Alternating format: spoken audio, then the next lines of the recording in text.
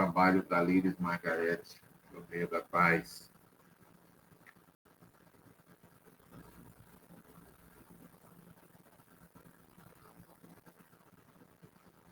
A tensão e a corrente em um circuito série de dois elementos são, respectivamente, a tensão, eu tenho um módulo de 150 volts, né? Um ângulo de menos 120, uma corrente com um módulo de 7,5 amperes e menos 90. Que percentagem da variação da resistência acarretará uma corrente de 12 amperes? E qual o ângulo associado a essa corrente? Então, nós vamos determinar a variação da resistência original com a resistência quando variar com 12 amperes. Isso é o que ele quer. Você viu que a corrente original aqui é 7,5, né? 7,5 com essa tensão de 150. Aqui nós temos uma primeira impedância. Quando eu mudar a corrente, eu vou ter outra impedância. E pelo que ele está falando, ele está mantendo a frequência constante. A frequência não está variando. Vai variar é o valor da resistência. Como proceder?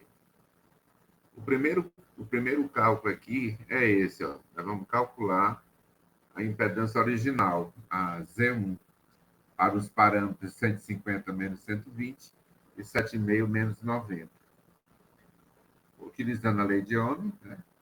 A impedância é o módulo da tensão, o vetor tensão dividido pelo tensor corrente. O vetor tensão 150 com menos 120. Corrente 7,5 menos 90 graus. Dividindo 150 por 7,5 tem um 20. O ângulo é o de cima menos o de baixo. Menos 120 menos 90 é 90 menos 120, que deu menos 30.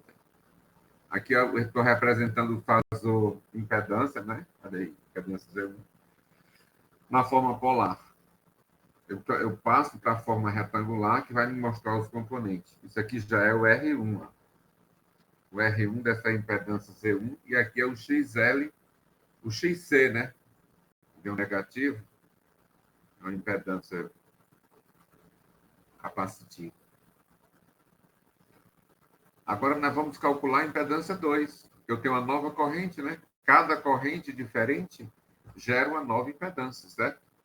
Então eu vou ter 150 com menos 20, e o ângulo aqui, a corrente é 12, só que ele não deu ângulo, eu vou chamar de φ1, fica uma incógnita, né? Então, dividindo 150 por 12 deu 12,5, e o ângulo de cima menos o de baixo ficou essa expressão. Aqui ele geraria um R2 e manteria a mesma reatância capacitiva, ó, menos J10, tá vendo? Continua ela aqui. Mas para me desenvolver essa impedância 2, eu tenho que conhecer o ângulo dessa nova impedância. Porque aqui ficou uma incógnita no meio, né? Você vê que esse primeiro ângulo aqui é o da tensão, o segundo é o da corrente. Eu não sei o da corrente, só sei o da tensão, então não dá para definir aqui. Eu vou ter que encontrar uma outra forma de definir o ângulo dessa impedância. Aí vamos calcular o ângulo da impedância, que eu vou chamar de φ2. Veja que nessa estrutura eu tenho componente.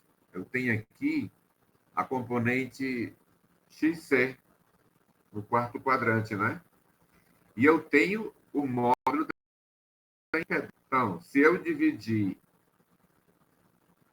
esse menos 10 pela impedância, é o seno, né? É o seno do ângulo. Então, o ângulo quem é?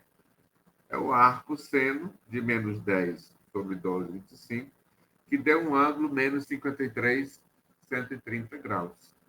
Então, a nova impedância tem essa estrutura. Ó. Agora, eu consegui achar o R2 aqui. Ó. Aqui o R2. Ó. Porque a impedância, eu já encontrei o ângulo dela, né? Encontrei o ângulo, que é menos 53, 130.